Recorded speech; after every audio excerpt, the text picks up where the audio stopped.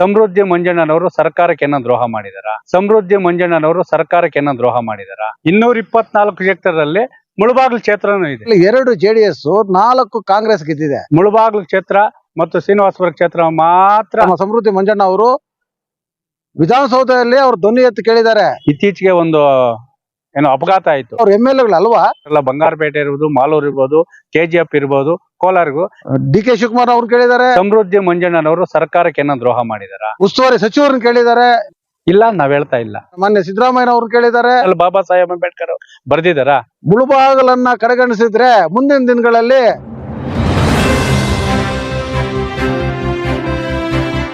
ಕರ್ನಾಟಕದ ಭೂಪಟದಲ್ಲಿ ಕೋಲಾರ ಜಿಲ್ಲೆ ಇದೆ. ಆ ಕೋಲಾರ ಜಿಲ್ಲೆಯಲ್ಲೂ ಮುಳುಬಾಗಿಲು ಕ್ಷೇತ್ರನೂ ಇದೆ. 224 ಕ್ಷೇತ್ರದಲ್ಲಿ ಮುಳುಬಾಗಿಲು ಕ್ಷೇತ್ರನೂ ಇದೆ.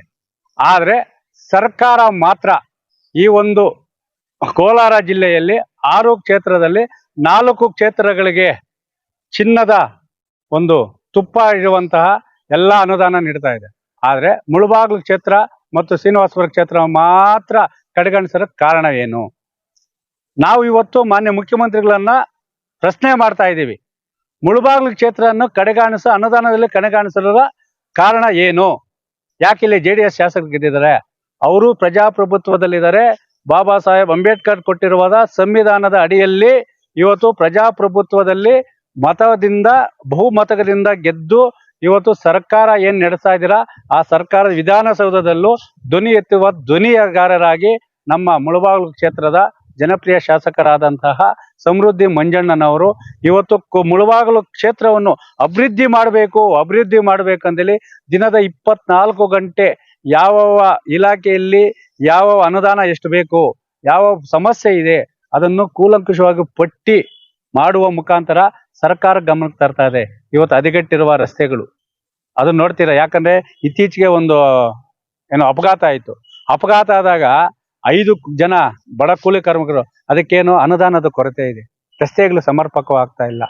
ಇನ್ನು ಆ ಅಂಗನವಾಡಿ ಕೇಂದ್ರಗಳು ಇನ್ನು 101 ಇದೆ. ನಾನು ಕೇಳ್ತಾ ಇರೋದೇನಂದ್ರೆ 4 ಕ್ಷೇತ್ರಗಳಲ್ಲಿ ಕೋಲಾರ ಜಿಲ್ಲೆ 4 ಕ್ಷೇತ್ರಗಳ ಬಂಗಾರಪೇಟೆ ಇರ್ಬೋದು, ಮಾಲೂರು ಇರ್ಬೋದು, KGF ಇರ್ಬೋದು, ಕೋಲಾರ್ಗೂ ಹೆಚ್ಚಿನ ಅನುದಾನವನ್ನು ಮುತುವರ್ಜಿ ವಹಿಸಿ 106 ಕೋಟಿ ಬಿಡುಗಡೆ ಮಾಡಿ ಶಂಕುಸ್ಥಾಪನೆ ಮಾಡ್ತಾ ಇದ್ದಾರೆ ಅಲ್ಲಿನ ಶಾಸಕರು. ಆದ್ರೆ ನಮ್ಮ ಮುಳುಬಾಗಿಲು ಕ್ಷೇತ್ರದ ಜನಪ್ರಿಯ ಶಾಸಕರಾದ ಸಮೃದ್ಧಿ ಮಂಜಣ್ಣನವರು ಸರ್ಕಾರಕ್ಕೆ ಏನೋ ದ್ರೋಹ ಮಾಡಿದಾರ? ಹೌದು ಸ್ವಾಮಿ, ಅವರು ನಮ್ಮ ರಾಜ್ಯದ JDS ಪಕ್ಷದಲ್ಲಿ ಗೆದ್ದಿದ್ದಾರೆ. ಇಲ್ಲ, ನಾವ್ ಹೇಳ್ತಾ ಇಲ್ಲ. ಆದ್ರೆ ಅನುದಾನದ ತಾರತಮ್ಯ ಯಾಕೆ ಮಾಡ್ತಾ ಇದ್ದೀರಾ? ಅನುದಾನ ಕೊಡಬಾರ್ದು ಅಂತೇಳಿ ಎಲ್ಲಿನ ಸಂವಿಧಾನದಲ್ಲಿ ಬಾಬಾ ಸಾಹೇಬ್ ಅಂಬೇಡ್ಕರ್ ಬರ್ದಿದಾರ? ಇಲ್ಲ ಅಲ್ವಾ? ಯಾವುದೇ ಕಾರಣಕ್ಕೂ ನಮ್ಮ ಮುಳುಬಾಗಿಲು ಕ್ಷೇತ್ರದಲ್ಲಿ ಅನುದಾನದ ಕೊರತೆ ಮಾಡಿ ಅನುದಾನವನ್ನು ನೀಡದೆ 4 ಕ್ಷೇತ್ರಗಳ ತಮ್ಮ ಕಾಂಗ್ರೆಸ್ ಶಾಸಕರಿರುವ ಹೆಚ್ಚಿನ ಅನುದಾನವನ್ನು ನೀಡುವ ಮೂಲಕ ತಾರತಮ್ಯ ಮಾಡುವುದನ್ನು ಈ ಕೂಡಲೇ ಸರಿಪಡಿಸಬೇಕು. ಇಲ್ಲವಾದರೆ ಖಂಡಿತವಾಗ್ಲೂ ಹೇಳ್ತಾ ಇದೀವಿ ಕೇಳಿ, ಎಲ್ಲಾ ಮುಳುಬಾಗಿಲು ಕ್ಷೇತ್ರದ ಎಲ್ಲಾ ರೈತ ಬಾಂಧವರು, ಕೂಲಿ ಕಾರ್ಮಿಕರು, ಮಹಿಳೆಯರು ಎಲ್ಲ ಜೊತೆಗೆ ಇಡೀ ಜಾನುವಾರುಗಳ ಸಮೇತ ಮಾನ್ಯ ಮುಖ್ಯಮಂತ್ರಿಗಳ ಮನೆ ಮುತ್ತಿಗೆ ಹಾಕೋ ಎಚ್ಚರಿಕೆ ನೀಡ್ತಾ ಇದೀವಿ. ನಮ್ಗೆ ಅನುದಾನ ಕೇಳ್ತಾ ಇದೀವಿ. ನಾವು ಕಟ್ಟೋ ತೆರಿಗೆ ಹಣದಲ್ಲ ನಾವು ಅನುದಾನ ಕೇಳ್ತಾ ಇದೀವಿ. ಮಾನ್ಯ ಮುಖ್ಯಮಂತ್ರಿಗಳೇ, ನಿಮ್ಮ ಎಲ್ಲಾ ಕಾಂಗ್ರೆಸ್ ಪಕ್ಷದ ಸ್ವ ಇಚ್ಛೆಯಿಂದ ನೀವೇನು ಪಿತ್ತಾರ್ಜಿ ಆಸ್ತಿ ಮಾರಿಕೊಡು ಅಂತ ಕೇಳ್ತಾ ಇಲ್ಲ. ಕೇಳ್ತಾರ? ದಯವಿಟ್ಟು ನಮ್ಗೆ ಅನುದಾನವನ್ನು ಬಿಡುಗಡೆ ಮಾಡಿ ತಾರತಮ್ಯ ಮಾಡದೆ ಅಭಿವೃದ್ಧಿ ಮಾಡ್ಬೇಕಂತೇಳಿ ಮಾನ್ಯ ಮುಖ್ಯಮಂತ್ರಿಗಳನ್ನು ಒತ್ತಾಯ ಮಾಡ್ತಾ ಇದ್ದೀವಿ. ಆಮೇಲೆ ಇಲ್ಲಿ 70,000 ಅಲ್ಲ, ಲಕ್ಷ ಓಟ್ ಹಾಕ್ಲಿ, ನಾವು ಕೇಳೋದೇನು ಗೊತ್ತಾ? ಇವತ್ತು ಇಂಡಿಪೆಂಡೆಂಟ್ ನಿಲ್ತಾರೆ. ಯಾಕಂದ್ರೆ ಇಂಡಿಪೆಂಡೆಂಟ್ ನಿಲ್ತ ಮೇಲೆ ಅನುದಾನ ಕೊಡ್ತಾರಲ್ವಾ?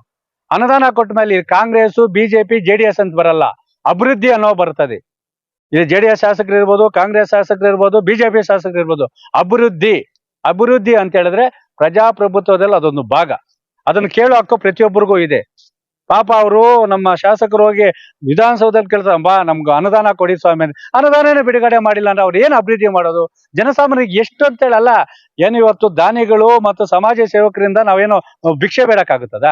ಎಷ್ಟಂತ ಕೇಳ್ಕೊಡದಾಗ್ತಾರ? ಅಲ್ಲ, ನೀವೇ ಹೇಳಿ. ಮಾಧ್ಯಮ ಮಿತ್ರರು ನಾವೇ ಹೇಳ್ತಾ ಇದೀವಿ, ಎಷ್ಟಂತ ಕೇಳಕ್ಕಾಗ್ತದೆ? 1 ದಿನ ಕೊಡ್ಬೋದು, 2 ದಿನ ಕೊಡ್ಬೋದು, 3 ದಿನ ಕೊಡ್ಬೋದು, 4 ದಿನ ಕೊಡ್ತಾರ ಸ್ವಾಮಿ?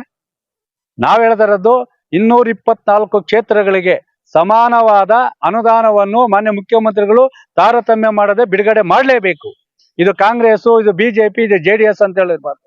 ಇದು ಪ್ರಜಾಪ್ರಭುತ್ವದಲ್ಲಿ ಪ್ರಜಾ ಪ್ರಗತಿಗಾಗಿ, ಅಭಿವೃದ್ಧಿಗಾಗಿ ಈ ಒಂದು ಸಂವಿಧಾನದ ಅಡಿಯಲ್ಲಿ ಅನುದಾನ ಬಿಡುಗಡೆ ಮಾಡಲೇಬೇಕು. ಬಿಡುಗಡೆ ಮಾಡಿಲ್ಲ ಅಂದ್ರೆ ಬಿಡುಗಡೆ ಮಾಡಿಸೋದು ಯಾವ ರೀತಿ ಅಂತ ನಮಗೂ ಗೊತ್ತೇ, ನಾವು ಮಾಡಿಸ್ತೀವಿ. ನಿಮ್ ಪ್ರಕಾರ ಹಿಂದೆ ಸರ್ಕಾರ ಹೆಂಗೆ, ಇದು ಸರ್ಕಾರ ಹೆಂಗೆ? ಸರ್, ಹಿಂದೆ ಸರ್ಕಾರ ಇತ್ತು, ಎಚ್ ನಾಗೇಶ್ವರ ಅವರು ಸಚಿವರು ಆಗಿದ್ರು, ಇಲ್ಲಿ MLA ಆಗಿದ್ರು, ಅನುದಾನನೂ ಬಿಡುಗಡೆ ಮಾಡ್ತಾ ಇದ್ರು. ಆದ್ರೆ ಈಗ ಕಾಂಗ್ರೆಸ್ ಸರ್ಕಾರ ಬಂತು. ಕಾಂಗ್ರೆಸ್ ಸರ್ಕಾರ ಬಂದ ಮೇಲೆ ಎಲ್ಲಿ ಅನುದಾನ ಬಿಡುಗಡೆ ಆಗ್ತಾ ಇದೆ? ಅರ್ಧಂಬರ್ಧ ರಸ್ತೆಗಳು ಹಂಗೆ ಇದೆ, ಹದಗೆಟ್ಟಿರುವ ಶಾಲೆಗಳು ಹಂಗೆ ಇದೆ. ಅನುದಾನ ತಾರತಮ್ಯ ಮಾಡ್ತಾ ಇದ್ದಾರೆ. ಇವತ್ತು ಬಂಗಾರಪೇಟೆಗೆ ನಿನ್ನೆಲ್ಲ ಮೊನ್ನೆ ನೋಡಿರ್ತೀರ, 100 ಕೋಟಿ ಬಿಡುಗಡೆ ಮಾಡೋರು. ಇದಕ್ಕೆ ಮಾಲೂರಿಗೆ 150 ಕೋಟಿ.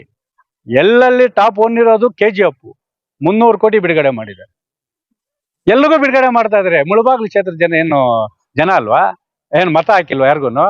ಸರ್ಕಾರದಲ್ಲಿ ಇಲ್ವಾ ಅವರು MLA ಸ್ವಾಮಿ, ಅವರು ಪ್ರಜಾಪ್ರಭುತ್ವ MLA ಆಗಿರೋದು. ಅವರು MLA ಅಂತ ಗುರುಸ್ರಿ, ಅನುದಾನ ಕೊಡ್ರಿ.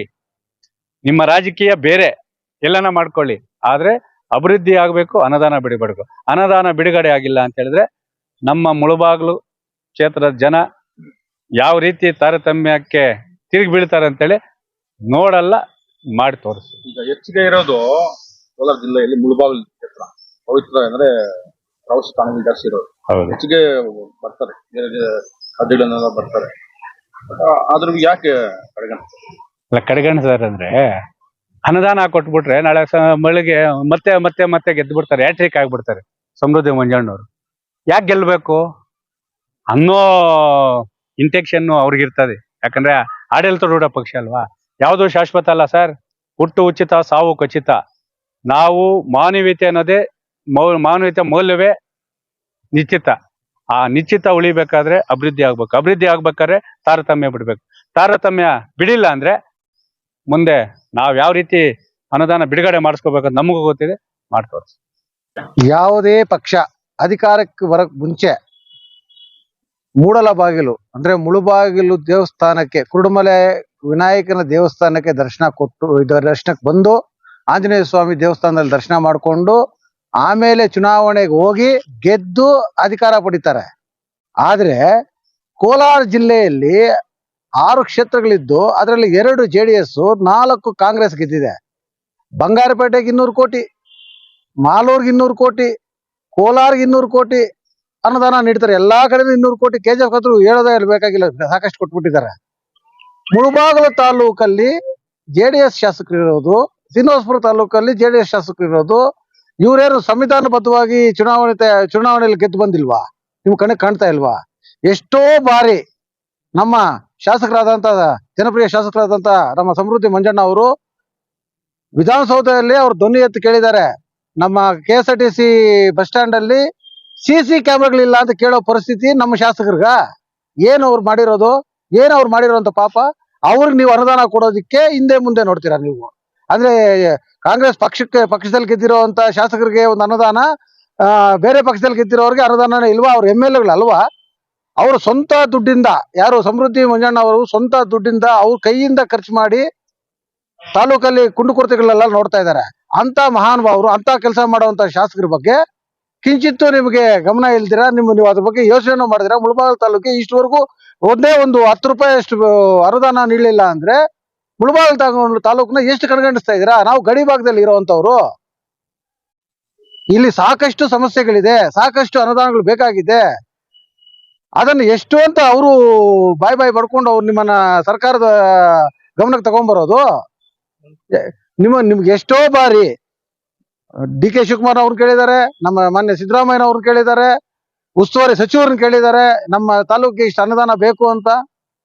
ಯಾವ್ದನ್ನು ನೀವು ಗಮನಕ್ಕೆ ತಗೊಂಡಿದ್ದೀರಾ? ಮುಳಬಾಗಿಲು ತಾಲೂಕ್ನ ಇಷ್ಟು ಕಡೆಗಣೆಯಾಗಿ ಮಲ್ತಾಯಿ ಧೋರಣೆ ಮಾಡ್ತಾ ಇದ್ದೀರಾ. ಇವಾಗ 15% ಏನು ಬೆಲೆ ಏರಿಕೆ ಮಾಡಿದೀರಾ KSRTCದು, ಆ ಬೆಲೆ ಏರಿಕೆ ಮಾಡ್ಬೇಕಂತ ನೈತಿಕ ಹಕ್ಕು ನಿಮ್ಗಿಲ್ಲ. ಕಾರಣ ಏನು ಅಂದ್ರೆ ನಮ್ಮ KSRTC ಬಸ್ ಸ್ಟ್ಯಾಂಡ್ ಅಲ್ಲಿ CC ಕ್ಯಾಮ್ರಾಗಳಿಲ್ಲ, ಅಲ್ಲಿ ಮೂಲಭೂತ ಸೌಕರ್ಯಗಳ ಕೊರತೆ ಇದೆ, ಹೆಣ್ಮಕ್ಳು ಮಲಗಕ್ಕೆ ರೆಸ್ಟ್ ರೂಮ್ ಇಲ್ಲ.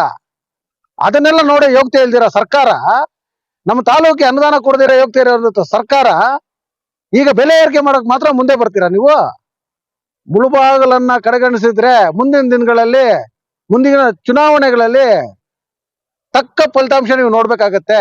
ಕಾರಣ ಏನು ಅಂದ್ರೆ ಮುಳಬಾಗಿಲಲ್ಲಿ ನಮ್ಮ ಕುರುಡುಮಲೆ ವಿನಾಯಕರ ದರ್ಶನಕ್ಕೆ ಗೇಟ್ ಕೂಡ ಸೇರ್ಸಲ್ಲ ನೀವು. ಆಮೇಲೆ ಈ ಪರಿಸ್ಥಿತಿಗೆ ಬರ್ತೀರಾ? ದಯವಿಟ್ಟು ಸರ್ಕಾರಕ್ಕೆ, ಮಾನ್ಯ ಮುಖ್ಯಮಂತ್ರಿಗಳಿಗೆ ಹೇಳ್ತಾ ಇದೀವಿ, ಸ್ವಾಮಿ ನಮ್ಮ ಮುಳಬಾಗಿಲು ತಾಲೂಕು ಅಂತ ಒಂದಿದೆ, ಇಲ್ಲಿ ಒಂದು MLA ಅಂತ ಒಬ್ರು ಇದ್ದಾರೆ, ಅವರು ಒಂದು ಜನಕ್ಕೋಸ್ಕರ ಹೋರಾಟ ಮಾಡ್ತಾ ಇದ್ದಾರೆ. ಅವ್ರ ಮೇಲೇನು ಸ್ವಲ್ಪ ದಯೆ ತೋರಿಸಿ ನಮಗೂ ಒಂದು ಒಳ್ಳೆ ಅನುದಾನ ಕೊಟ್ಟು ನಮ್ಮ ತಾಲೂಕು ಸ್ವಲ್ಪ ಇಂಪ್ರೂವ್ಮೆಂಟ್ ಕ್ಷೇತ್ರವನ್ನು ಇಂಪ್ರೂವ್ಮೆಂಟ್ ಮಾಡಲು ಸ್ವಲ್ಪ ಅವಕಾಶ ಮಾಡಿಕೊಡ್ಲಿ ಅಂತ ತಮ್ಮಲ್ಲಿ ಬೇಡ್ತಾ ಇದ್ದೀನಿ.